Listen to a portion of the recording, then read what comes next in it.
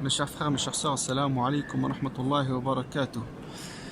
Comme d'habitude dans notre série de vidéos concernant les piliers de l'islam. Aujourd'hui, le troisième pilier de l'islam, la zakat, l'aumône légale. Bismillah wa salatu wa salam ala rasulillah. Allah dit dans le Coran, et accomplissez la prière et acquittez-vous de la zakat. Donc la zakat doit être obligatoirement sortie pour toute personne qui remplit deux conditions. La première condition, c'est atteindre le seuil minimal, c'est-à-dire le nesab. La deuxième condition, c'est que cette somme-là est stagnée durant un an. Comment calculer le nesab? Comment calculer le seuil? Cela équivaut à 85 grammes d'or. Donc on regarde aujourd'hui par exemple le 16 Rajab 1440. Donc il faut se baser sur le calendrier hégirien et non grégorien. Car si vous vous basez sur le calendrier grégorien, au bout d'un moment vous allez sauter une année.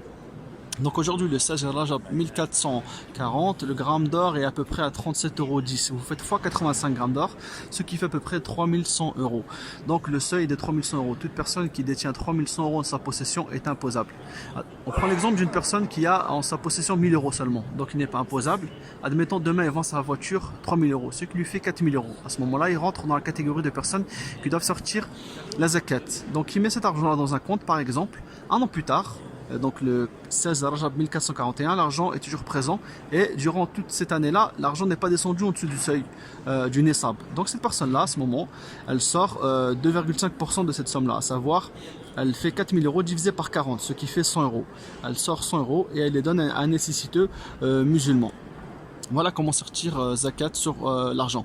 Dans une prochaine vidéo, on expliquera la deuxième catégorie de zakat qui est zakat al-fitr, qui est la zakat qu'on sort en nourriture durant le mois de Ramadan ou du moins à la fin du mois de Ramadan. Wallahu a'lam, sallallahu ala nabiyyina wa sallam.